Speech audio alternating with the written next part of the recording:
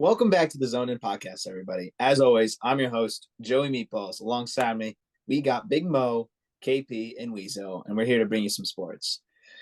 It's been a pretty wild week in the world of sports. NBA playoffs, is in full throttle now. We got the MLB in full throttle.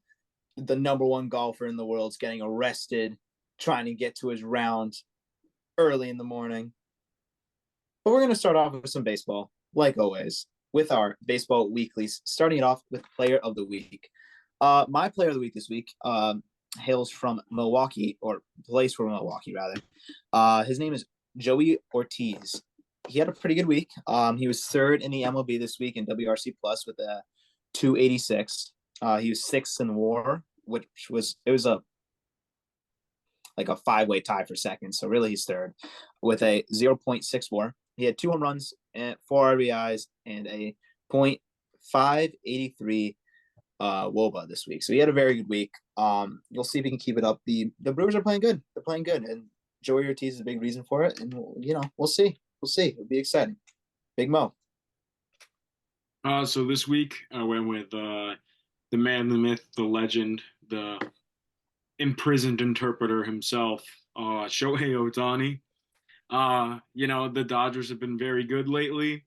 And unfortunately, as we do not get to watch Shohei throw the ball and snap his arm in two within a couple games, we get to see him hit. And he hit pretty good this week with 28 at-bats. He had 3 runs, about 10 hits, 17 total bases, 2 homers, and 6 RBIs. Nothing crazy, but a solid week for Shohei. And I love the batting. I love batting stats. So when the player bat good, you get talked about, and that's Shohei. This stuff with his interpreter, seeming like it's starting to blow over, and we could just start focusing on his baseball again. But hopefully the Dodgers keep it up, and hopefully he starts heating up because he seems pretty good through the stretch of this week and last week. Yeah, it seems like that like you said, the gambling stuff seems to have blown over for Shohei at least. His interpreter, however, not so much. But yeah, especially David Fletcher is involved. Yeah. They figured out, so saw that. Not great. All right, KP, player of the week. All right, so for my player of the week, I went with a pitcher. We usually don't go with pitchers, but after watching Luis Gil's performance this past weekend, I could not put him on here. So in the past week, he's made 2 starts. Last Sunday, he put up 6 innings, 0 earned against the Tampa Bay Rays. I know their offense is nothing special, but still very good performance for him. And then this past Saturday, he put up 6 innings, 14 strikeouts against the Chicago White Sox, basically retiring 18 batters and 14 by strikeout is truly amazing, especially after having a rough first inning where he gave up a run and threw like 30 pitches. Got a little bit of bad BABIP luck, but he had a very, very good start. And 12 innings, 1 earned run. Very, very good for Luis Gil. Very good. Also just a good start to the season for him. Oh yeah, definitely. All right, Weezo. All right, so for my player of the week, we're going to my favorite team here, and along with Joey's, the Boston Red Sox, for Rafael Devers. He was having a pretty slow start to the season, and he's really starting to pull away, especially this week. In the last 5 days, he's hit 5 straight home run. He's had 5 straight days with a home run. 7 RBIs with a OPS on the week of a 1.151, which is incredible. He's helping the Red Sox stay afloat and be mid as all hell. But I mean, if the offense can wake up and match the pitching to start the year, then maybe the Red Sox can pull off something. Yeah, I mean, I'm not giving up yet. But the offense, we need more offensive production besides just from Devers and Tyler O'Neill on occasion and Connor Wong on occasion. We need more consistent offensive production. But yeah, the quick shout out before we wrap up the player of the week part here to Paul Skeens, who made his MLB debut this week, had a very good first outing. Hopefully more to come there. Hopefully he's Pittsburgh's savior that they're going to trade to the Astros in about 3 years. Also, a quick Anyway. shout out to Aaron Judge for accumulating 1.2 No. F4 in the last week. That's not and real. having like a 400 WRC plus. Because he's the best hitter on the planet. So congrats. Yeah, Aaron Judge. Is his name Shohei? Judge is better. Aaron Judge and Juan Soto. Yeah, Shohei didn't raise his OPS by 200 points in the last week, so. Anyway, moving on to team of the week. My team of the week this week is a team constantly at the that is usually part of my worst teams of the week, bottom 5 consistently. But this week they had a good week. Starting off Sunday the 13th, started the week off strong with finishing the sweep of the current reigning champions in baseball, the Texas Rangers. And in case you haven't guessed yet, that team that I have selected is the Colorado Rockies. And then as they continued on in the week, they swept San Diego. And so, they're doing a great week, 4-0. And then they got swept by San Fran.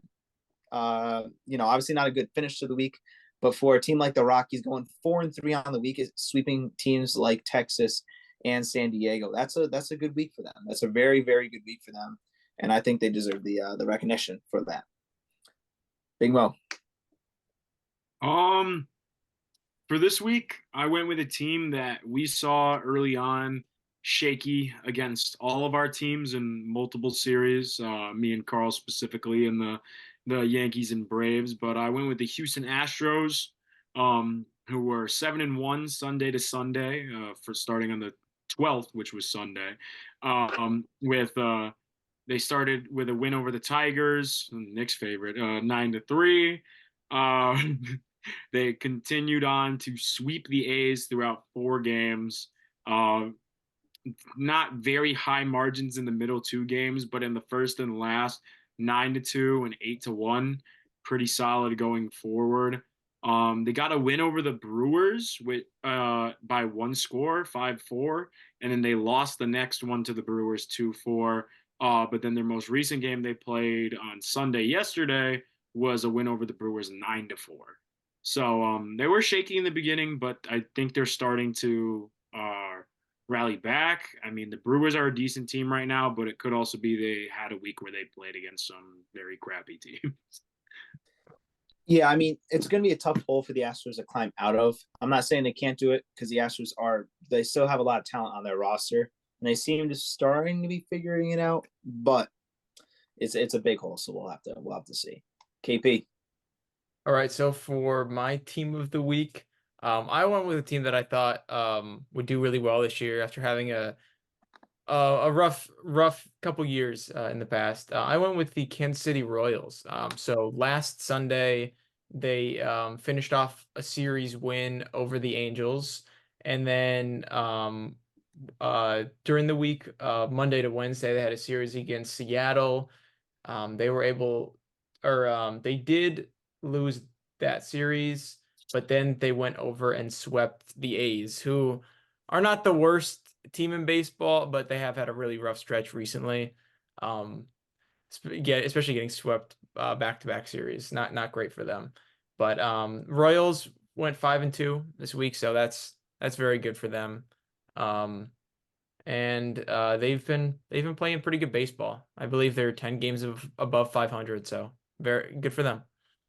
Yeah, I like the Royals. I think they're better than the Tigers. All right, Nick. All right, so my team of the week this week, perhaps one of the top teams in the MLB recently, is going to be the Philadelphia Phillies. They've been just absolutely raking it. Granted, some of their opponents have been less than stellar, but they still consistently come out with wins. Sweep against the Nationals this week. Very good work, and taking 3 out of 4 against the Mets as well.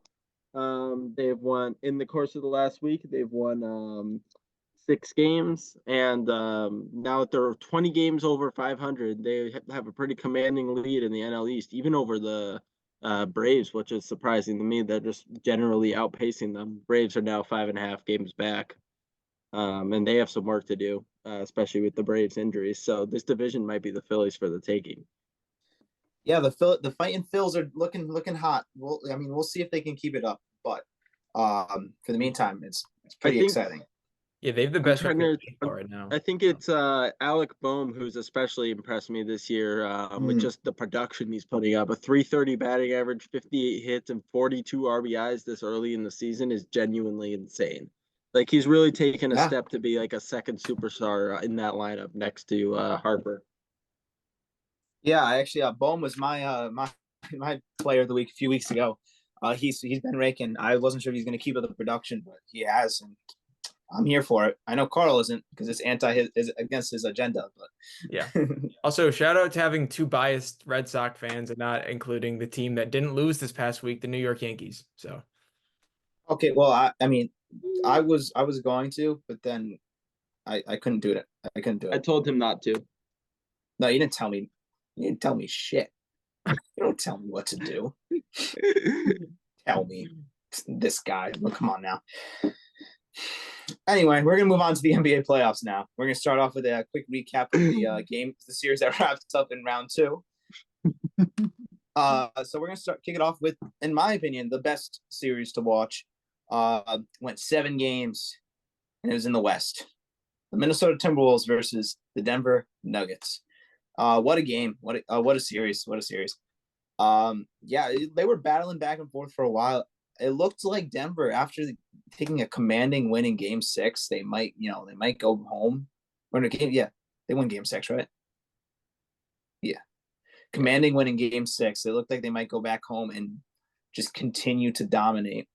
But they didn't. You know, they had a healthy lead at halftime of 14, I believe, in Game 7, and Denver ended up losing. So, it just shows you anything can happen. Some takeaways from the series that I noticed is that I guess the way to stop. Game 6 was a Timberwolves win. Okay, I apologize then. By a lot. Okay. Anyway, one thing I noticed during this series was the 2-man tandem that the T-Wolves were throwing on Jokic there. I think that's really the best way to stop him. You run basically, you don't double team him completely, but it's like a 1.5 team almost. So you have that guy sitting in the passing lane for help as like a help defense when Jokic spins back inside or something like that with Cat and Rudy. And then when one of those guys are on the bench, Carl's favorite, Naz Reid, coming in to help defensively. Not the best defensive player out there, but freakishly athletic enough to be able to stop Jokic, which, usually Jokic and athletics not put together in the same sentence, but it feels like you have to be athletic to stop that man. Jamal Murray, his inconsistencies really is what killed Denver, in my opinion, because there was times, even he, like last night, he had a solid game if you look at the stat sheets, but second half he went cold for a while, and it killed them because him and Jokic both actually were just going down. They'd shoot a 3 or a floater or something, and it just missed, and it led the Timberwolves to a big run that ended up getting him back into the game. And then Anthony Edwards didn't have the best night last night, but I mean, this series proves that to me, he's a really good team player, and he's not just him that's going to take him to the finals. It's going to be him leading the team, but it's not going to be the Anthony Edwards show, if that makes sense. What are you guys' thoughts? yeah, well, I think, Anthony Edwards, I mean, I think his impact went beyond the stat sheet last night, especially in their comeback. I mean, he started out pretty cold, but when the team needed him to turn on, he really did. And he played fantastic perimeter defense the entire game and really the entire series. He's one of the best on-ball defenders in the league. I think after watching that. And I mean, the whole team is the whole Timberwolves team really played well. And in Game 5 we saw Game 5 we really saw what Jokic is and what he can be. Obviously that's with help of the rest of the role players on that team. But Game 5, it really just seemed like there was no way the Nuggets were going to lose this series. After him literally being able to do everything, when they doubled him, he was able to pass it off. When they doubled him, he was able to shoot and make it. I mean, literally whatever they threw at him in Game 5, he was able to do it. But it turns out that they were able to stick with that and maybe make some slight adjustments, but still be able to to stop Jokic enough to pull out the victories in game 6 and 7. Yeah, I mean, I think at one point they accepted Jokic was going to get his, and they have to start focusing on the role players like your Aaron Gordon or your Jamal Murray, who could be pretty dangerous if they get hot. Yeah. Big Mo, Weezo, thoughts? I mean, when it came to the Timberwolves, I mean, it was just their play from their bigs was phenomenal all series between Cat and Gobert, and not only defensively, but I mean, even offensively, they were big helps in supporting an Ant in his strides. You know, we didn't have to see him put up 30 points in every series game. You know, like even in their losses, it was fairly close in most points. And I feel like I agree with what Joey stated earlier, talking about Jamal Murray. I feel like that game 7 could have easily went the Nuggets way if he doesn't cool off. I feel like he cooled off at the worst possible time, and hit that cold streak. And if he had kept it going, I think it would have been a repeat of a game-winning 3-point shot in the Nuggets' favor. And Naz Reid is just phenomenal. Was phenomenal. Like you really saw it this series. They just every seemingly big moment that they needed to change the momentum in Minnesota's favor, he made out there and he made the plays that they needed to shift that momentum, and stop some plays that could have even shifted the momentum back. You know, so great on him. Great involvement, great rotation by the Timberwolves coaching, and excited to see what they do going into their series against the Mavericks. Oh yeah, me too. Weezo. Well, I would say overall very impressive series from the Timberwolves. I'm really impressed with how their defense played, especially in that game 6. Holding the Nuggets to only 70 points is genuinely insane. Like you don't see that at a professional level usually. Just that combo of having those bigs and Karl Anthony Towns and Rudy Gobert, combined with a very good defensive guard in Anthony Edwards and Naz Reid coming off the bench. It's just so potent an attack on both offense and defense. It's probably the best. They're probably the single best team left in these playoffs, I would say. The Celtics could probably give them a run for their money, but ultimately I think the Wolves might have more firepower to work with. Nick, the Celtics have been clobbering teams down Kristaps Porzingis and playing bad. We'll see. We'll see when they get to the finals. You didn't shout out Jaden McDaniels, who is I want to shout out players on that team. Yeah, Jaden McDaniels doing great too. Mike Conley, who I think is one of the most underrated players in basketball. He's been one of the most underrated guards for a decade. Yeah, Jokic said it, and I'm kind of just copying Jokic, but I agree with him completely. Yeah, he's very good. All right, moving on. Good little bit of a good segue there with Nick bringing up the Celtics. We're gonna hit the Celtics Cavs. The only note I had from this, obviously, the Cavs are very injury ridden. I think we would have saw the Celtics win the series no matter what. Yeah, but the Celtics overall need to play better. They have been playing very poorly since Porzingis been out. And I said it last time, it's turned into a lot more iso ball without Porzingis out there. Whereas, with Porzingis, they're built perfectly for like team basketball, and iso ball is really not what they're built for right now. And that's what they're kind of relying on, which is fine. But when you're playing teams that are as injured as the Cavs or a Jimmy Butler-less Heat, it's easy to beat those guys when you have the talent you have. But when you go on to play tougher teams, like the teams coming out of the West, you can't be doing that. You got to go back to your identity that's been your identity all season. What are you guys' thoughts on the Celtics Cavs series? I'll start. Okay, you go. Yeah. I think for someone that loved beating the Celtics in the regular season, I personally was very high on them out of, just the talent in the East. And I don't want to discredit any of the series they played, both against the Heat and the Cavs, but with both of their star players injured, I just don't think the Celtics should have dropped a game at all in this series. I feel like this should have been a 4-0 sweep. The Celtics I hate saying it, but are a very good team and a very deep team. Um, and I mean, we could have saw maybe Cleveland win a game or two, seeing the struggles they had those first couple games when Spida was in and shooting efficiently from the 3 point. And you always got to see what could have happened, if the Fro was playing as well, with that interior defense. But the Celtics, even while playing bad, are the most well-rested team coming out of all these series going into the conference finals. So I think it's about time we see them make it back.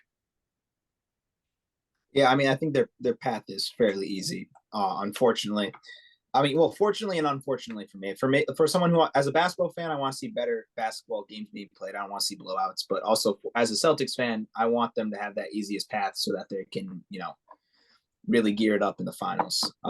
Nick, KP, thoughts? Yeah, I thought so the comment on the ISO ball. I kind of think in this situation you kind of have to. I mean, you have a non-ball dominant point guard in Drew Holiday. You have your shooting guard Derek White, also not ball.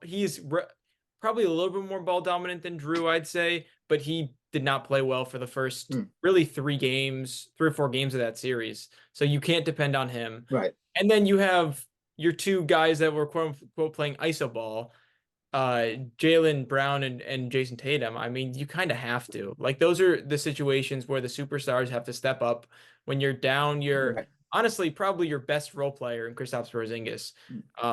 And I mean, obviously Al Horford. I mean, he's just got to set screens, sit in the corner, and do his old thing or his thing at 43 years old or whatever he is. Yeah. So you can't. In this situation, you would have probably liked to see some better games, but I believe it was game 4, either game 4 or game 5. Tatum had a phenomenal first half, and Jaylen Brown had a phenomenal second half. So, and they were able to win by quite a bit. So, I just think that in this situation, I'm not that's saying, probably the game plan. I'm not saying team ball in terms of like scoring, like spreading out the scoring like we have been all season. I'm saying ball movement wise. In that game where Jaylen had a really good second half, Tatum had a good first half, they were moving the ball a lot better than they were games 1, 2, and 3.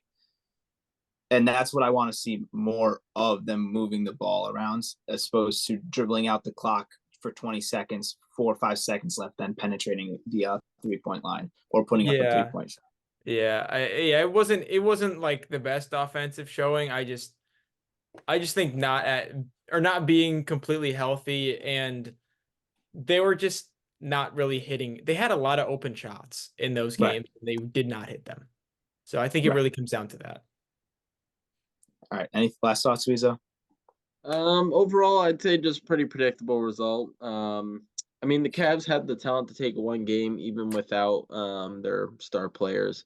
But overall, the Celtics just kind of rolled them. They're obviously the much better team. Not really too much else to say. By far the most boring of the series this round, but maybe some weaknesses the Celtics might see problems with in the finals, because I don't think the Pacers are going to give them too many problems. I think their biggest weaknesses come from missing Kristaps, because you got Al playing 40 minutes a game, which at age 82 is not ideal. Yeah, he's playing the same amount of minutes as his age. Yeah. All right. Moving on. My personal favorite series that I watched was the Oklahoma City Thunder and the Dallas Mavericks. As going into the playoffs, I was a big OKC fan. I really wanted them to, do well. And I said that multiple times on the podcast. I thought they were the best team in the West, the team to beat. Obviously, inexperience plays a role in the playoffs. It happens. In terms of the Mavericks, I'm going to start off with, first of all, I would like to apologize for my hate towards Kyrie Irving. It's mostly just because of how he was on the Celtics, but he has turned into such a likable player in Dallas. that I struggle to hate him. He's always been fun to watch basketball wise, but you know, in Dallas, he just all around, he's an enjoyable player. And Weezo just texted me here. Devers has hit a home run in his sixth game, his sixth home run in the sixth game. So that's something to keep an eye on there. But anyway, the real point of my story here for the Mavericks was Derek Lively, drafted by the Oklahoma City Thunder, traded to the Dallas Mavericks, and absolutely played a massive role in Dallas winning the series. Game 7, he worked his ass off down low, and he was a huge contribution, just a huge contribution to their win. And he kept them in the game when Luka and Kyrie were struggling at certain points of that game 7 or game 6 rather. And that's just what you like to see out of your role players. And Derek Lively, I love it. He's young. He's only going to get better. That's all I have to say. What do you guys' thoughts? I mean, in the terms of the Mavs winning this series, I just feel like from a point of play perspective, we talked about ever since this playoff started about inexperience with the OKC team, and inexperience leads to inconsistency. And in this sense, the Mavs starting 5 just played better longer to hold off SGA's 32.2 point average per game. And I don't want to discredit a lot of the OKC role players because Chet did do good. But I mean, if without SGA's backpacking, a lot of these games would have probably went Dallas's way a lot faster than we saw. Yeah. But in terms of the Mavericks, this is the most Kyrie we have seen in a very long time. I don't want to say he looks exactly like he did playing second fiddle to LeBron in Cleveland, but he looks like a pretty damn good version of Kyrie at his age. And I just think the tandem with Luka is just such a good fit for him in this role, in this team. And we gotta love the guys like PJ Washington, all these guys they acquired from these teams that were expected to do more, but were just not put in the position to do so on the teams they were. And then they go to the Mavericks and now they're on this run. PJ Washington, I think, had like an average of 18 points a game, almost 17, 18 points a game, which is phenomenal play from him, which he was working in that series. And I love the Derek Lively storyline of, coming into that starting 5 and playing a big role in this series. And I think the Mavs will not be a pushover team going into this series against the Timberwolves. Not at all. Yeah, Very it was a little 3 points as well. Yeah, I was a big skeptic in Luka and Kyrie working well together when it first happened, but I think after last season and after watching a full season of them together, Kyrie came in halfway through the year. It's way harder to make a good contribution, I guess, and like work well together when you're coming to a team halfway through the year. I mean, even in coaching, look at Doc Rivers. But yeah, I mean, now that they figured out how to play with each other, it's exciting to watch. It really is. Carl, Nick, thoughts? Yeah, I think it honestly really came down to the role players for these respective teams and how they were able to help each other win. I mean, for the Mavericks, we saw PJ, like Big Mo just said, PJ Washington stepping up big. Derek Jones Jr., a lot of experience in the NBA, stepping up very big for the Mavericks as well. Derek Lively. I mean, they really played very, very good basketball. And the Thunder, I mean, they just didn't for the most of the series. You really got the feeling down the stretch and really all these games that for the Thunder, SGA hold the ball and put up a shot because you have a much better chance of scoring than anybody else. Like you just don't trust the Thunder's role players to produce at all. In the fourth quarter, like it would not be a great feeling as a Thunder fan. Definitely not. Weezo? Out of all the takes on the series is SGA's that guy. He's gonna be a mainstay of the league for years, along with Anthony Edwards. And that Western Conference is gonna be very interesting between the two of them. Um, Overall, their role players, like you guys were saying, kind of lackluster. On paper, they have a lot of depth, but I don't know. You just can't trust the other players on that team to really go out and be that guy if Shy has an off night, which of course he didn't really have an off night the entire series, which made the series last a lot longer. But that wasn't enough to be a really deep and good team like the Mavs. The Mavs, they're just really impressive. I find it impressive how they were able to go and find talent outside of their superstars without giving up really too much in terms of like their future or their core that makes them so good. Like PJ Washington, Daniel Gafford from my Washington Wizards, Lively, just really good at getting those big men that they were kind of lacking in some prior runs that really helped push them over the edge of this series. Yeah, I definitely make, agree. Yeah, I want to make a point to Nick, which you bring up about the role players in OKC. I think that also falls into the category. I don't think they've had to be put in a position where SGA plays bad. And I think that exactly. plays into a role of like them not, getting that experience to have to step up because they've never had to. True. It's almost a blessing SGA and a is curse. paired through every team. Like every the thing match. is, I just don't think you can like trust players like Josh Giddey to step up and give you 18 points a game. Like, I mean, I think another thing is if you look at all these playoff teams that have been like playing very well outside of the Thunder, every superstar on the team, because every team has a superstar, has their second player is almost a superstar or would be a superstar if they were the one on the team, and I don't think that the Thunder quite have that yet just because they're so young. I think they're a team we come back to in a year, maybe 2 years, and they are as dominant, or if not more dominant, than like the Celtics if they can keep the squad together. Yeah, I think for them, they really have to be aggressive this free agency. Maybe sign a second superstar. If not, maybe overpay for some role players that are proven and have a lot of experience, just to get some more guys into the mix because they have a ton of talent on the roster. They're a very good roster. They just need more experience and more players that complement SGA better than like a Josh Giddey would.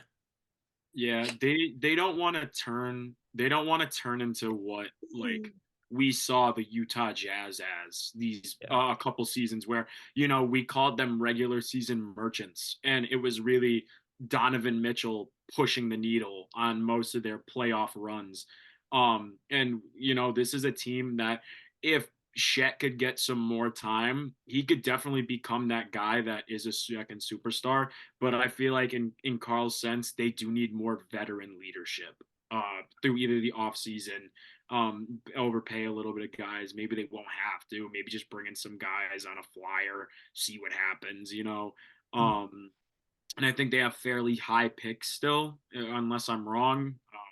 So maybe they can move some stuff around. But yeah. I mean, the future should be bright for them. It should not end here. Maybe they're the team that goes and drafts Bronny. Knicks Pacers now, moving on here. This series, great series. Game 7. Game 7. Great series. No, game 6. I'm sorry. No, I'm just kidding. Sorry. I just didn't think it was a good series. A lot of bugs. It was game 7. Carl starts shaking his head at me. 7 games. It's okay. Okay, game 7. Yeah, I thought it was a good series. Obviously, it was back and forth blowouts, but I kept it entertaining because when you thought one team was out, they came right back. The Knicks, I think they just ran out of gas. We'll get to that later in my worst of the week, but the Pacers, I'm not scared of them. They're hot and cold. And if there's one team you can't be hot and cold against, that's the Boston Celtics. So we'll see what happens next rounds. Of course, now that I say that, the Celtics will probably lose, but we'll see. What do you guys' thoughts? I thought in terms of the East, only because of the Celtics, this was probably the other best series in my opinion, compared to that of the Nuggets and the Timberwolves in terms of teams in the East. But I feel like the Knicks really lost because they got worn down. And they got not even worn down, grinded to the bone from all of their starters by their crappy rotations. Um, and I think it was the worst time in a game 7 series for that to happen and to kick in. Um, and I just think Jalen Brunson couldn't carry the load by himself. Yeah. Yep. Nick, Carl. Yeah, I know. So last podcast, I said I for the Knicks to win this series, Jalen Brunson has to be the best player on earth and shoot like 70% and score 40 points. Well, he did that. I believe it was game 6. Or it was either game 5 or game 6. He had a phenomenal game and started the game like 15 for 16 from the field or something like that. But he was not able to. Yeah, I think that was game 5. In the last 2 games, was not able to do that. And really not having that they're gonna lose the game. Like they just don't have enough healthy on that roster. And it showed. I mean, especially Jalen Brunson breaks his hand. I know DiVincenzo had a good second half, but you just can't. He Yeah. can't be your guy, man. Yeah. I mean, we're talking about Dante DiVincenzo here. Like he's a great role player. He cannot be that guy. I don't know, in free agency, they might have to sign a big superstar. Maybe it'll just take some more role players and a healthy Julius Randle. I don't know. We'll have to see. But the team was definitely worn down, and it's very, very easy to tell that. Yeah, for sure. All right, Nick. Honestly, it's kind of a shame because it really felt like this was going to be the next year. Their run, the beating the Sixers in a playoff series, the city finally rallying behind them. It really seemed like Knicks basketball was back, but like Max said, they just got ground down over the time. Their worst enemy was almost themselves and their incessant need to play their players for an unlimited amount of times in games. A common Tom Thibodeau flaw. But I mean, honestly, this series could have a completely different result. Should OJ Anunoby, should Julius Randle and Mitchell Robinson play the whole series? That's a lot of talent that was just unable to play. And then Josh Hart in the final game, even clearly playing injured. He did not put up great numbers in that game because of that. And that just left Dante DiVincenzo and Jalen Brunson, who eventually broke as well.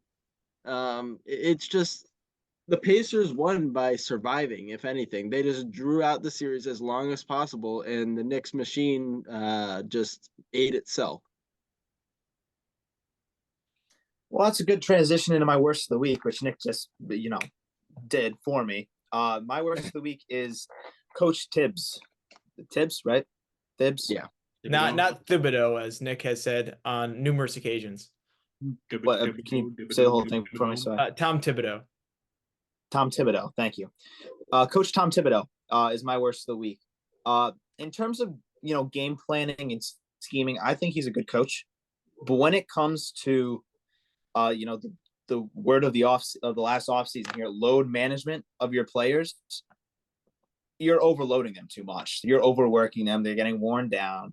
They can't go with 7-game series, 6-game series, and then go play another 6 or 7-game series. So even if the Knicks did scrape out a win here, they were going to get blown out by the Celtics because they were worn down and they were injured. And how do injuries happen? Overworking yourself. Majority of the time in the NBA, that's how it happens. And that's why it takes so much longer for these guys to come back. Look at Julius Randle. I mean, he's been out for how long? And he was overworked from the beginning of the season. Look at the last game of the season. It was Josh Hart played 48 minutes. I mean, you can't expect your players to go in and out every single night, especially when the playoffs are around. When you have maybe 2 rest days a week and go out there and and play 40 plus minutes every single night after playing 40 plus minutes every single game during the regular season. It's not a winning strategy. And frankly, it's a shame because this Knicks team was a really exciting team to watch, especially when they got the old gang back from Villanova together. And but that's my thoughts. You guys kind of shared yours already a little bit, so just quick, if you got anything else to add, go right ahead. Yeah, I mean, I know Nick said he thought this was the Knicks year. I didn't. Just looking at their talent disparity compared to a team like the Celtics, just even a fully healthy team, I think the Celtics washed them. But I think next year needs to be the next year, and I think Tibbs needs to learn in the regular season perhaps to have some load management. I know his outlook on the whole thing is probably I want my players' cardio to be at top shape in the regular season so Yeah. they know how to last longer and have and last more minutes in the postseason. But it just I'm not mad at his decision in the postseason to give his best players as No, many yeah. minutes as possible because I know you aren't either. But just because you kind of need to, like, you're not gonna give Miles McBride 40 minutes, like 30 Yeah. minutes, like that only happens in a blowout. Hmm. But I think maybe throughout the series in blowouts he could have rested them a little bit. I know they did like late in the game, but I mean like Hmm. start of the fourth quarter you're down by 30. Like I don't know, like maybe give Jalen Brunson a couple minutes. Maybe he doesn't break his hand in game 7. So I don't know. Yeah. Yeah. It's a shame, it really is. Max, any thoughts before we move on here? I've said my piece. All righty, we're gonna move on then to round 3. We're gonna start with the Celtics Pacers series.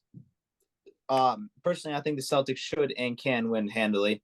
But before I get into the minute details of that, can we address how Nick is just like downplaying how good the Celtics are? I mean, saying the T-Wolves are by far the best team in the playoffs, saying that the Knicks, it should have been the Knicks year. What's he going to say next? The Bucks should have been in the conference finals. I mean, if you look on NBA Twitter, it's just Nick's opinions in every single account. Like at one point, Nick, I would like to see you give credit where credit is due here. I mean, this team Never. Nobody hates the NBA more than NBA fans. What's that, Carl? Nobody hates the NBA more than NBA fans. Apparently. All right, but now enough sidetracking. Get right into the series.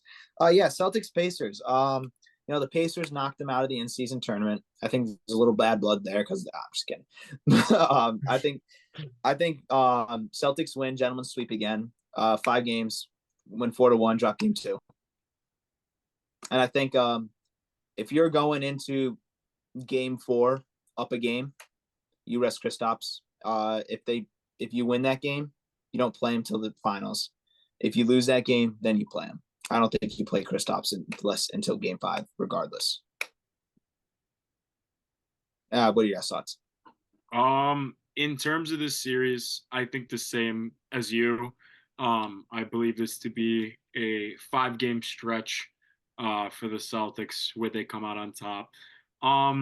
It should be a good one, though. I really don't think, unless the Pacers are beat out of their mind, which they didn't seem after that game 7, they should be able to put up a fight. And one thing I take from the series, not only against the Knicks, but even the previous series they were in, they are very efficient shooting from everywhere.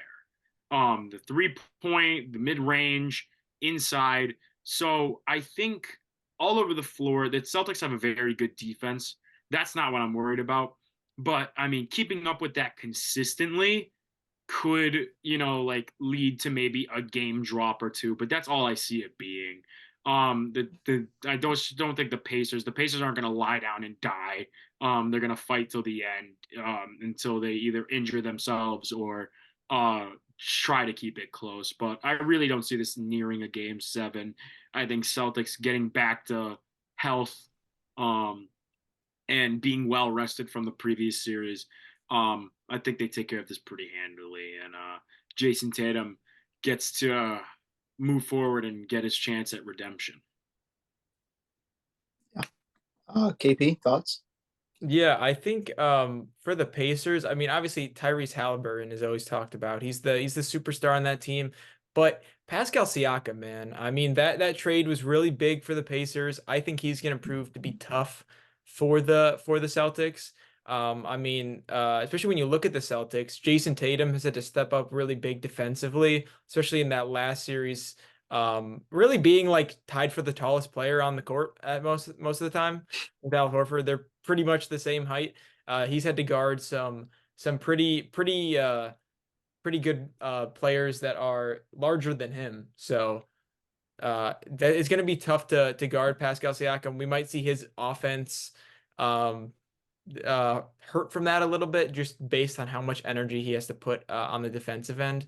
Yeah. But I mean, obviously, I still agree with you guys. I think Celtics in 5 is a pretty steady prediction. All right, Yeah, Weezo. I've been thinking about the same. I had said Celtics in 5. For all my hating on the Celtics, they are a really, really good team. I will give them credit. That's why they have the best record in the NBA this year. Um, I mean, overall, there's nothing I think the Pacers can really do to necessarily win this. I think they can fight it out and maybe drag it to 6 games maximum. I just don't see it going to a game 7 with the talent disparity between the two teams. Like the Celtics, they're surprisingly deep too, and that's one of the Pacers like advantages. So it's like the Celtics like beat them at their own game, I feel like. Oh, hold on. What do you mean surprisingly deep? The Celtics have been like one of the deepest teams in the NBA for the past 5 years. Yeah, that's true. That's Since true. Kyrie left, they've been a very deep team.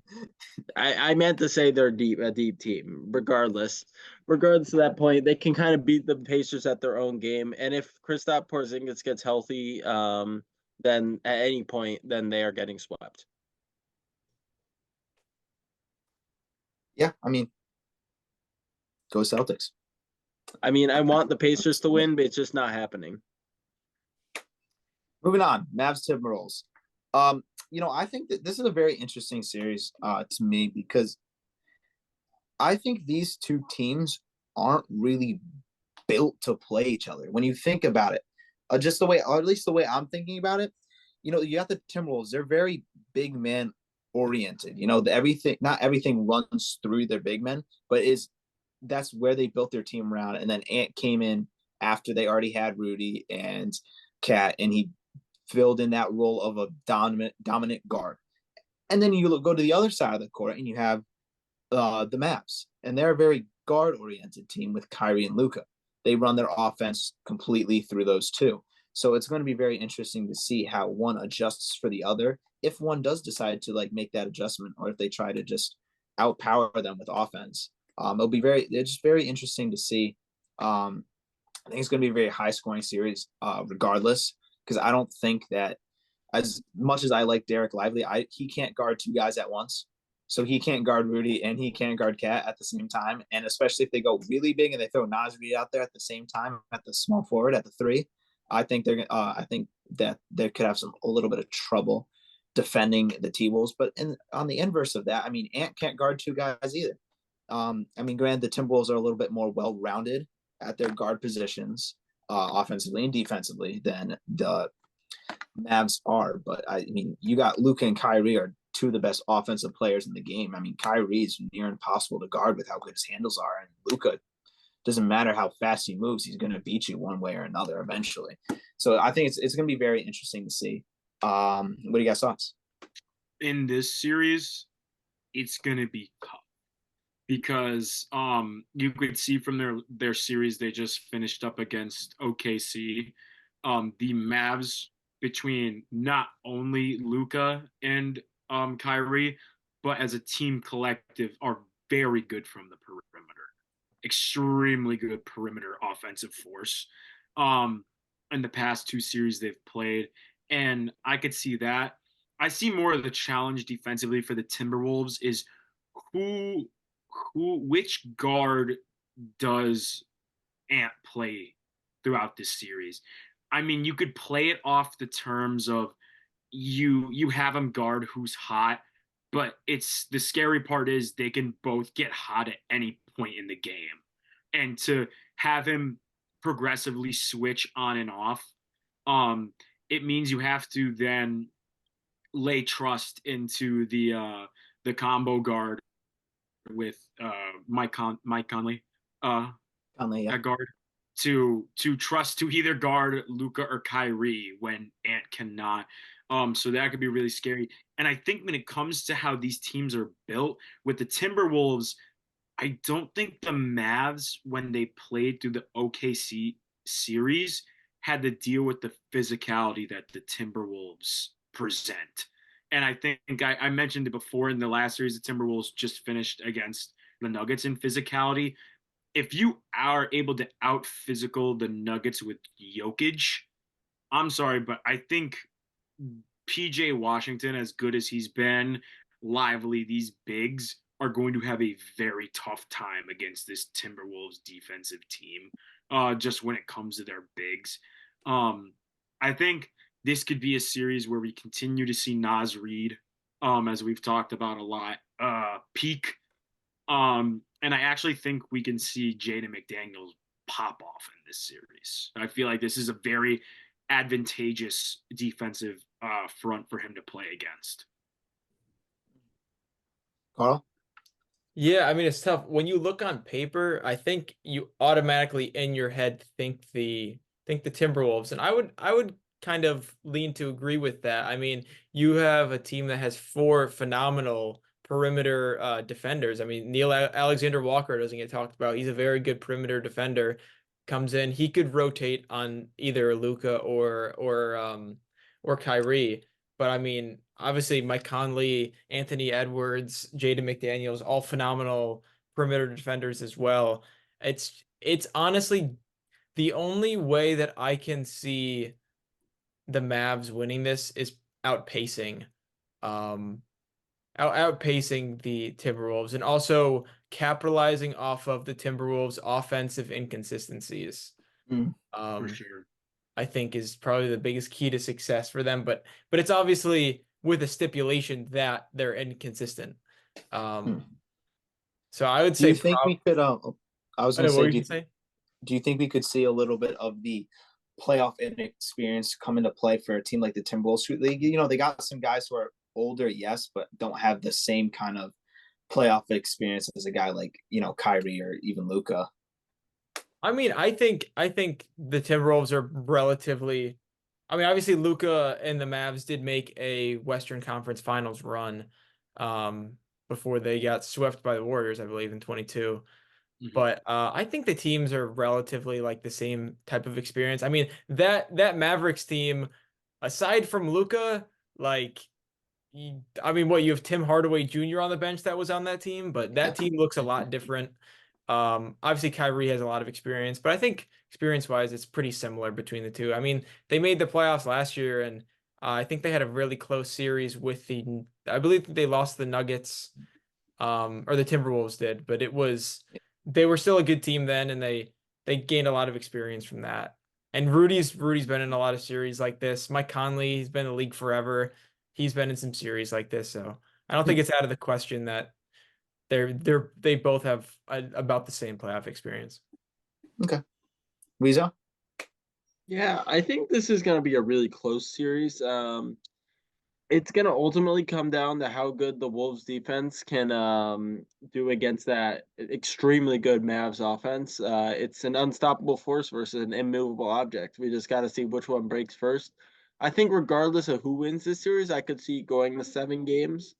But I think it's going to end up being Wolves in 7 because, like you guys were saying, they have a lot of good perimeter defenders as well as the big 2 in the paint.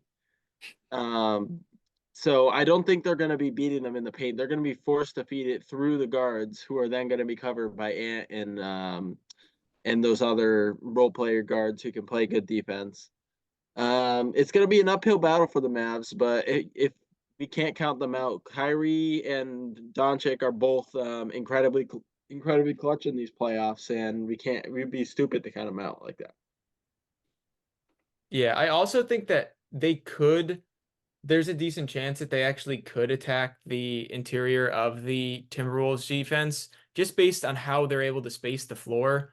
Yeah, that's I true. mean, They a lot of pass. times they'll have like Gafford at the 5 Yeah. or even Lively at the 5. So they have a very athletic lineup. Yeah, they're not tall, Mhm. no, but Yeah. Well, even when they have those guys at the 5, they don't even necessarily have them posting up in the paint. A lot of the times when I'm watching the Mavs, they have them in the short corner to oh open up yeah, the drives for yeah, guys they like, have because I mean, very good space. having Luca and Kyrie driving is kind of what you want as the Mavs, because not Luca, sorry, Kyrie's an amazing finisher and Luca is a physical finisher. Yeah. So it kind of pairs really nicely to have them penetrate Kyrie attack. might be like the best finisher in NBA history. So, Yeah. I mean, I think it's honestly, For we sure. might see Kyrie absolutely shine this series. For sure. Even if my prediction is Timberwolves in 6. Yeah. Now we're gonna kick it over to Big Mo for the hot zone hot take of the week. We More have of a hot revamped question. we have revamped the hot zone. The hot zone is now an area that focuses on weekly discussion based around hot topics going throughout our sports leagues. And the topic of this week is this just in. Timberwolves win series in game 7. Is Anthony Edwards the new face of the NBA? Let me drop something on you first, all right? This man is 22 years old. Already, he is one of the greatest playoff performers in Timberwolves history, having a franchise record for most 30-point performances in a postseason outing, only through their series, these playoffs. After scoring 43 points in game 1 of that Nuggets series, he entered limited company with only Luka Doncic with 45 in 2022 and Curry having 44 in 2013, of the only 3 players to have scored more points in their conference semifinals debut. And Edwards has had 10 games of 30-plus points in his playoff bout this season going into these playoffs. Let me tell you something.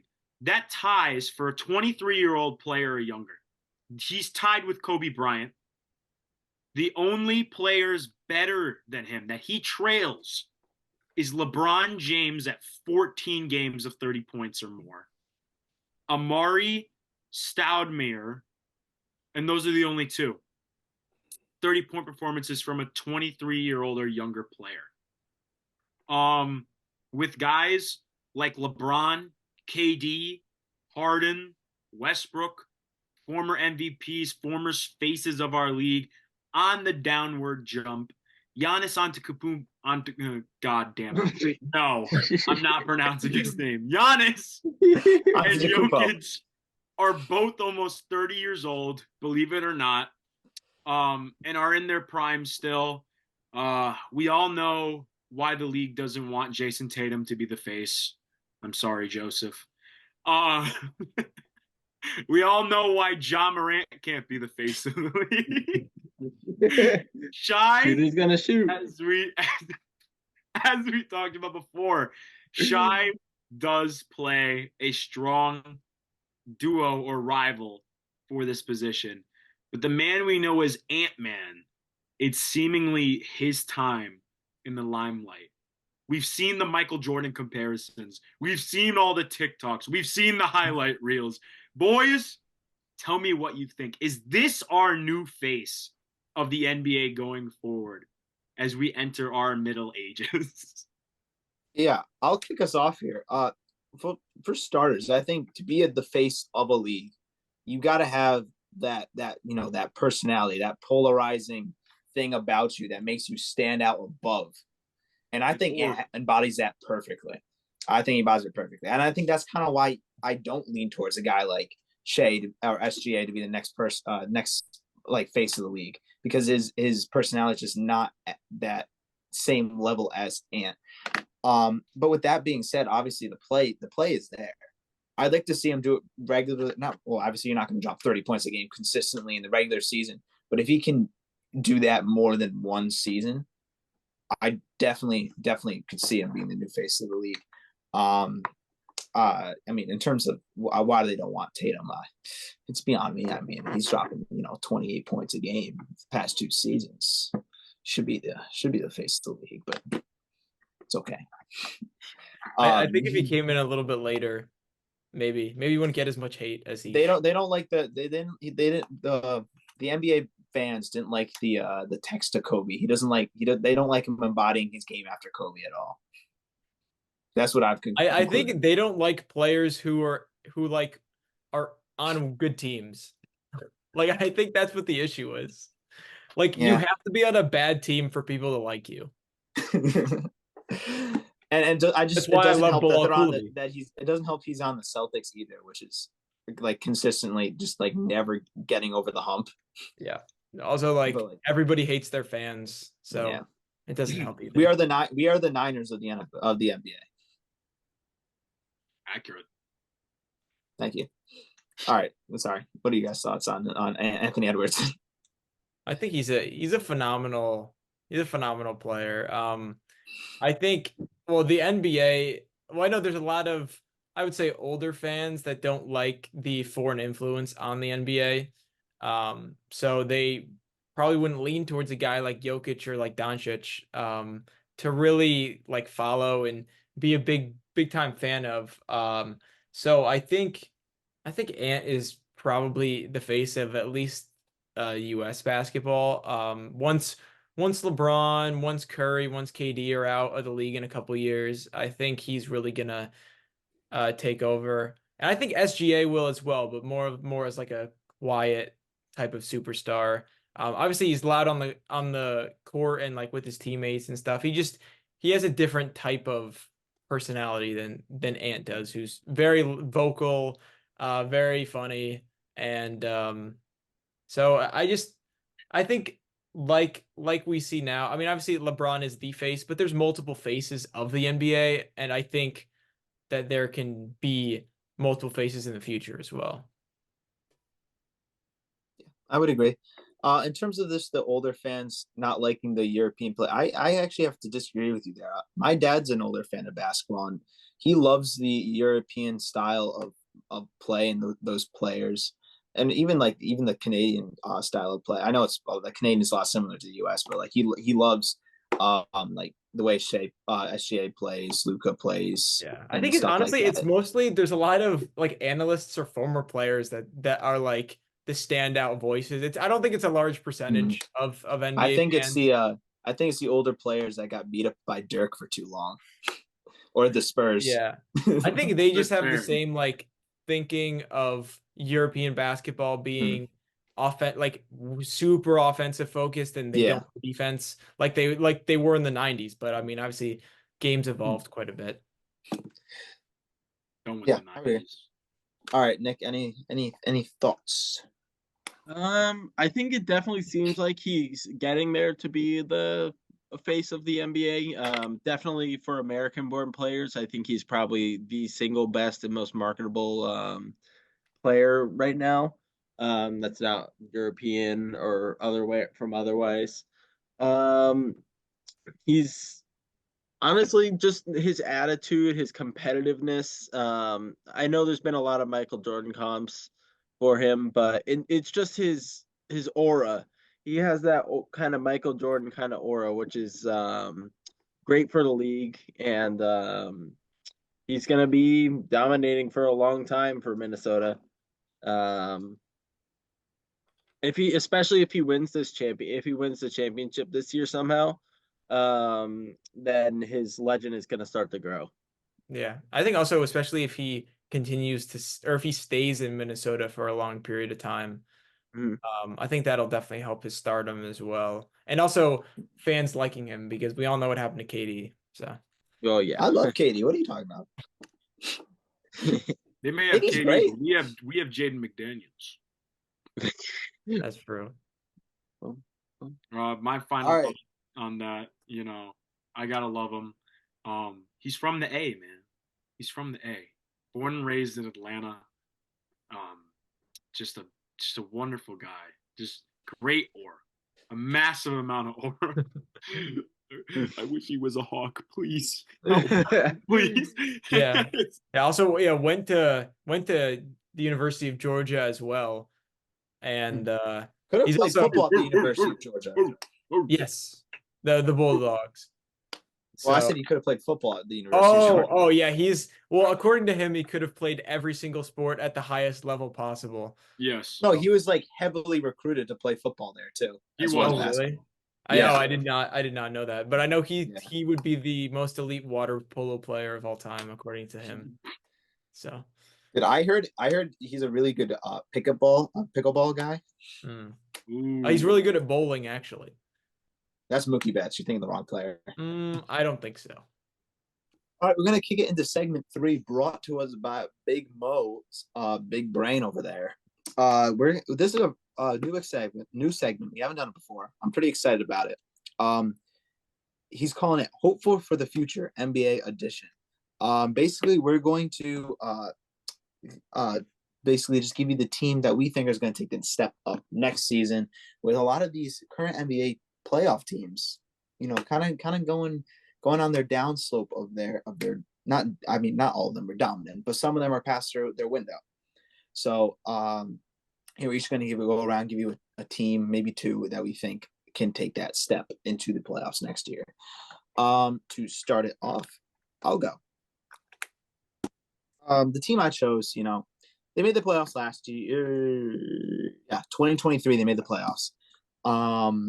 They had some personnel changes, some things happened. Wait, was it 2023? It might not have been 2023. Yeah, it was. Okay. Some personnel changes, some off the court incidents happened, but shooter's gonna shoot.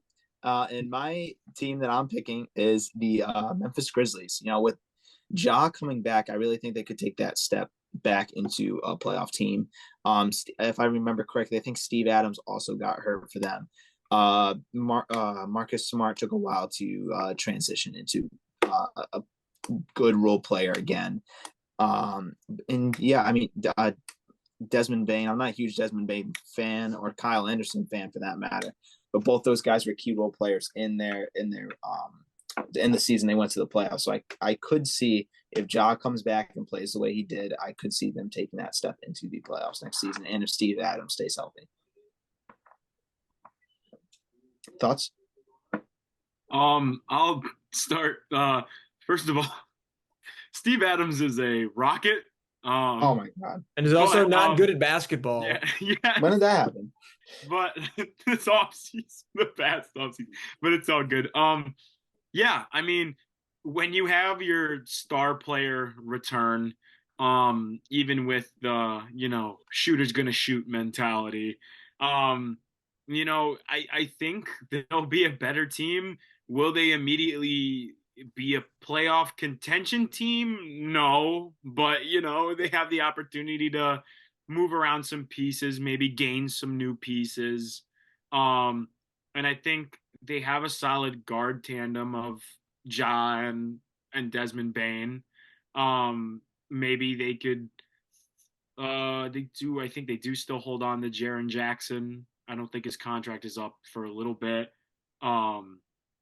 But they could get back to peak form. I mean, it might take some time to get the rotation back to full chemistry, but it's definitely a team we could see come back on the come up soon. Okay. Weren't they the 2 seed last year? I think so. Weren't they the 2 seed last year? Yeah, they were very good last year. Yeah, I mean, definitely. I just I don't know. I wouldn't call a team on the come up if the Lakers had LeBron and AD get hurt and I guess the worst team in basketball, and then say the next year they're on the come up. I would say more of a bounce back team then, I suppose. But yeah, it's just had a lot of. My thing is, they had a lot of personnel changes between last year and this year. So yeah, and Ja missed a lot of basketball, missing the first quarter of the season and getting injured. So that's also. He only played 5 games, and then one of the best, if not the best defender in the NBA, Jaren Jackson Jr. was out a long time as well. Marcus Smart was Bane was the main scorer. Marcus Smart was bad. So He was on and off injured as well too. yeah. Yeah, I wouldn't have Desmond Bain and Steven Adams in the same conversation. He plays the presence down low, or he did. a Maybe long time ago. in Europe next year, but I don't know. All right. Big Mo, your team. Yes. All right, we're gonna talk about the team that Steve Adams is actually on, the Houston Rockets. You mean the team that you're on? In 2023-2024 season, they were the definition of mid. They were 41-41, ending the season. They only finished 5 games though in the West, which is very competitive conference this year. 5 games of behind the Warriors, the Kings, and only 6 behind the Lakers, all who made the playoffs and play-in. So they were very close to making the play-in.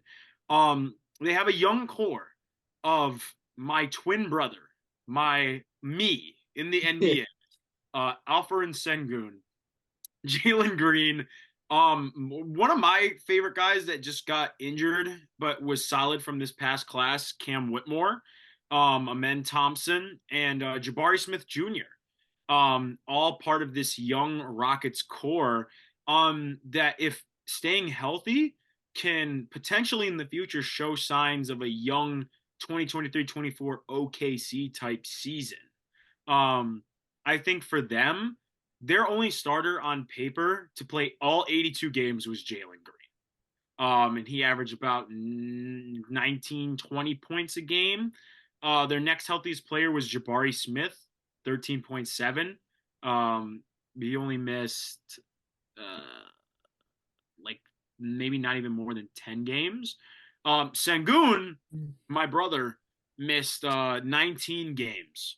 And unfortunately for the Rockets during this time in this season, a lot of those games came in the stretch where they were hot and they had a shot to make the play-in. And with him scoring about 20 points a game on average, if you lose your top scorer in that kind of situation, you're going to go on a down spiral. And they had Thompson rookie year, he was playing off the bench really, because they have a lot of forwards in there, that team, that roster. He missed 20 games and Cam Whitmore missed 35. So a lot of those young players really didn't get their shot to stay healthy and make a bigger impact. Maybe down the stretch, we would have seen that come into play if they made the play-in with depth. I think that's core can be really good by themselves. I think if they just coach it right. I like the coaching move they made by bringing in the past Celtics coach. I think he was a big part of making that team also almost a play-in team. And I don't have any personal vendettas. I do against Dylan Brooks. He should not be there. The only thing he brought to that team was a defensive presence. But everything else was really not what you wanted from a veteran, in the game. And they just paid Fred VanVleet way too much money to do what he did, which wasn't terrible, but it wasn't good. And the Rockets also have the 3rd overall pick in the 2024 NBA draft. I think the best way to approach this to keep this young core going is to draft a combo guard for Jalen Green. Thoughts on the Rockets? I like the Rockets a lot as a oh my god, Ime Udoka enthusiast of his coaching, not anything he does off the court. His coaching, I really like to see them, succeed there. And he's a great coach. They got some young pieces. They really be on the come up. I believe they were my team of the week multiple times when they were during that hot streak. But yeah, no complaints there. I could see him making playoffs, especially with a lot of those borderline play-in teams aging. Yeah, I thought, if they just didn't start out the season so poorly, then I think that they definitely would have been a play-in team. And even like 500, in this current format usually would make the playoffs. Mhm. So I don't hate it at all. Yeah, I don't know what they're gonna do. I like that they did give out those big contracts to kind of show fans that, listen, we're trying to make our window come up like pretty soon. With the Fred VanVleet signing, I didn't love the money, but they're a young team. It's hard to attract big free agents. So overpaying for like a good player and the best player on their team right now, probably, just in terms of scoring talent. Then I mean I don't mind that. I just don't know what they're gonna do, especially in this draft. Like, are you gonna get like one of the top guards like Max said? Um I just don't know where that would play unless you're playing Jalen Green at the three. In terms of like down the line. I'm just not I quite sure. think, yeah, I think to that, he did play, I think his rookie year. Not this year. He switched more to a guard role, but he was because that team did not have their max rotation of like forwards that they have now. I think he did play small forward his rookie year. Oh. Yeah, I because I mean, know you like at least height wise, he's not really like a forward, but I think he just makes up for it with his athleticism being like through the roof. yeah, At least I for a don't small know forward, if he his did, height I think up. that's what he played.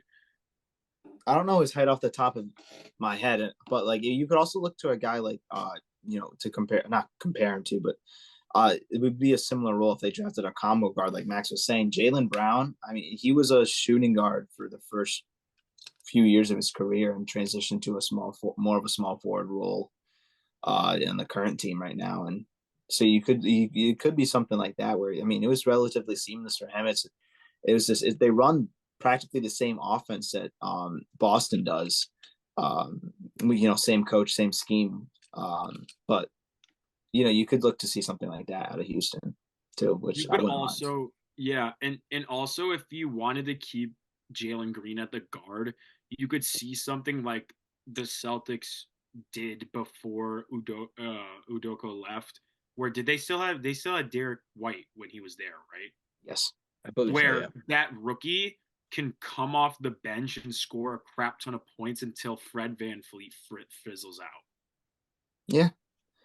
I mean, also, but you gotta know when Derek White, like his second season, they also traded for what's his name? Or not traded, or yeah, traded for Brogdon. Malcolm Brogdon. And they Yeah. had Brogdon coming off the bench, and Derek White was starting, I think, still. So Yeah. yeah. Yeah, I mean, it's interesting, especially I don't know where Jalen Green is in terms of the Rockets' outlook on him. I know his scoring numbers have been pretty similar the last couple of years. I just feel like he hasn't taken that step yet that everybody expects him to. And I don't know if the Rockets can really commit to building around him. Like, I know he's still super talented, but his efficiency numbers were not there last year. Even if there was a small uptick in scoring, the efficiency was down, and that was already his biggest weak point as a player. So I think like you expected him, maybe not play style wise, but to take a Trae Young level step.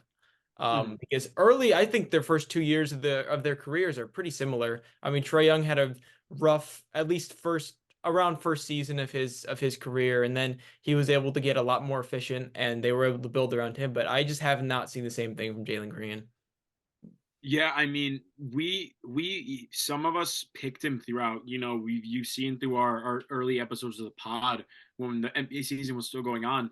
He had some pickups for some big games. He had some big point droppers, but it felt like down the stretch, that even while this isn't even biased, this is just the team output and the offense, what it started to go through. It seemed like it shifted to go through Sengun at the center. So, I mean, it feels like, I mean, usually you don't build around a center, but it felt like he took more control of that offense and that team's youth going forward towards the end of the season. And like I said, he doesn't get hurt. I mean, there's still a chance they make that play and they go Yeah, up definitely. those 5 to 6 games. I mean, I wouldn't say you usually don't see teams build around the center. I feel like that's the past few years, at least. That's what a lot of teams have been doing. If you look around, like Yeah. like the top 76ers, the premier Nuggets. teams in the league. You got the 76ers, you got the Nuggets. I I mean, think those are the or- only two, to be I mean, honest. if you look at big men in general, I mean, the Milwaukee's builds around Giannis. They're different. No, yeah, I just think aside from I think Embiid and Jokic are kind of unicorns in their own right. That's true. I think definitely really since Michael Jordan came into the league, really towards the end of his career, they started seeing how valuable guards and forwards can be, and they can just build around them instead of centers. And really what the game is transitioned to and 3-point shooting and all that, it's you don't see it that often that it's centers. Yeah. That's true. All right, KP, who you got making the come up? All right. Well, I did also love the Rockets. I had some notes on them. I went with a team that their future's a little bit more unclear, but I have faith in their management to get it done, and that's the Raptors. We've seen them strip down some rosters and build them back up. I believe, was it last year the Raptors were in the playoffs? I believe they have been It was in the 2 last years ago. 2 years. I think it's 2 years. Or maybe I think they lost the play-in last year, maybe. Might have been that. But this team is very, very interesting. They don't have a first round pick, or they do have a first round pick this year, but it's the Pacers pick from the Siakam trade. So they don't have their own first round pick. So that's going to the Spurs in the Jakob Poeltl trade. But their roster is also an interesting spot. They made a big move before the deadline, trading OG Anunoby.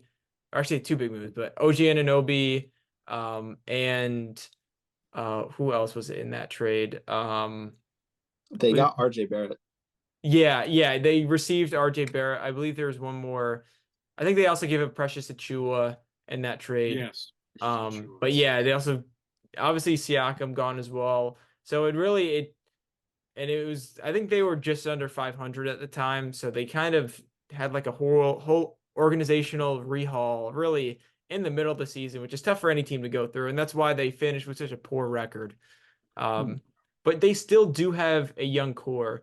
I mean, obviously Scotty Barnes, he's transitioned into being a real superstar for the team. Jakob Poeltl, phenomenal defensively. RJ Barrett has some. While we would have preferred to see a lot more out of him at this stage in his career, still a lot of potential from him. Gary Trent Jr. is a good scorer. Probably the best scoring option for them at a guard position, and obviously Emmanuel Quickley as well. But I do think that they definitely need to address guard in the future, and that should be what they're primarily drafting towards.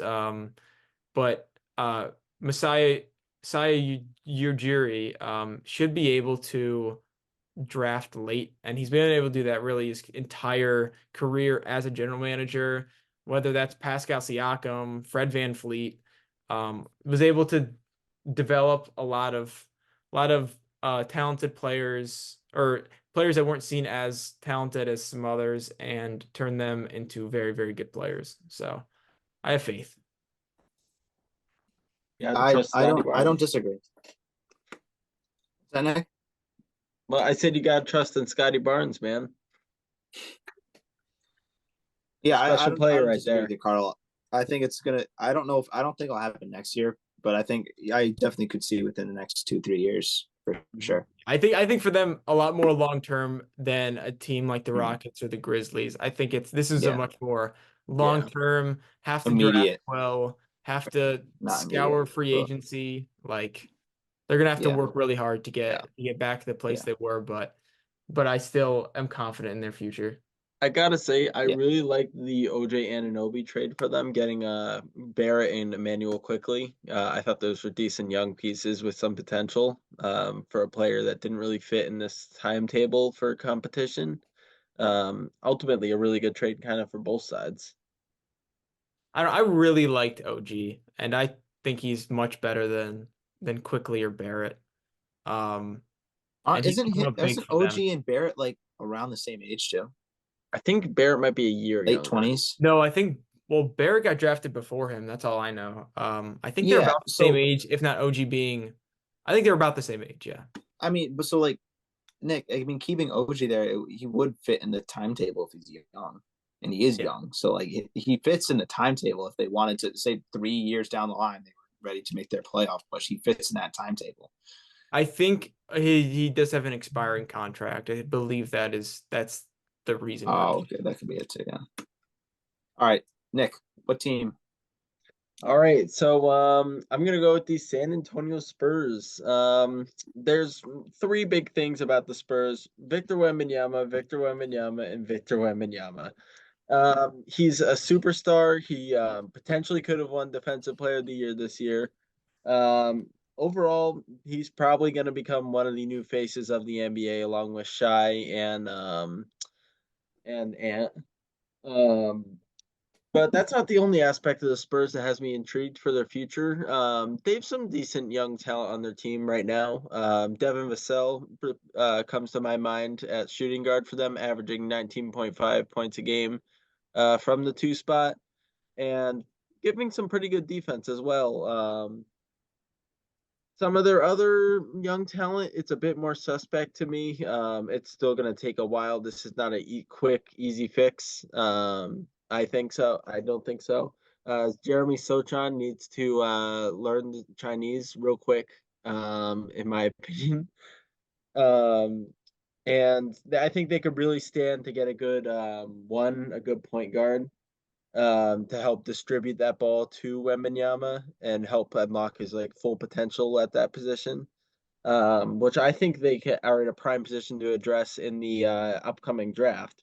They have currently sit at the 4 and 8 picks in the draft, which I think if they use to get someone like maybe a good defender guard, like maybe a Stefan Castle at either 8, he could probably still be available at 8, I would say. With that pick, and maybe if Nikola Topic falls all the way to 4.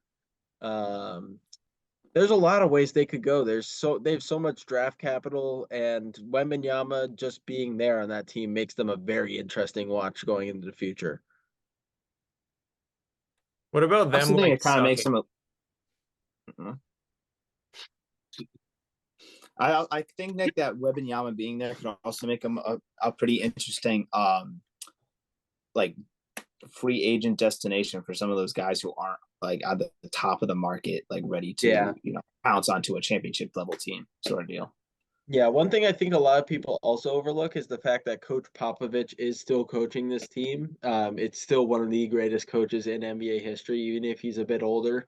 And that's great for player development. There's a lot he can teach these young guys in Wembanyama. And even if he doesn't make it all the way to the end of the Wembanyama dynasty, that he can help propel it.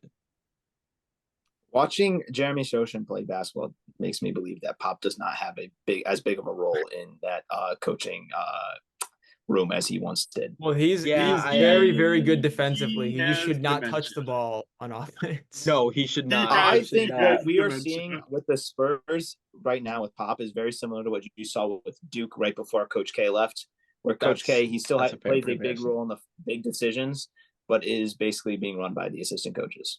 Yeah, that's fair. I think we could have actually an offseason similar to what we saw for the Houston Rockets this past year. I think they should have a similar offseason to that.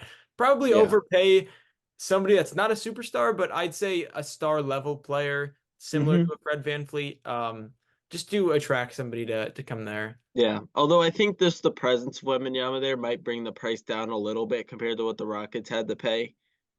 And that's all the time we have on the Zoned In podcast today. Thank you guys so much for watching. Please make sure you like, comment, subscribe, and follow all social media platforms. We got YouTube, we got Instagram, we got TikTok, we got Twitter, and we got Spotify.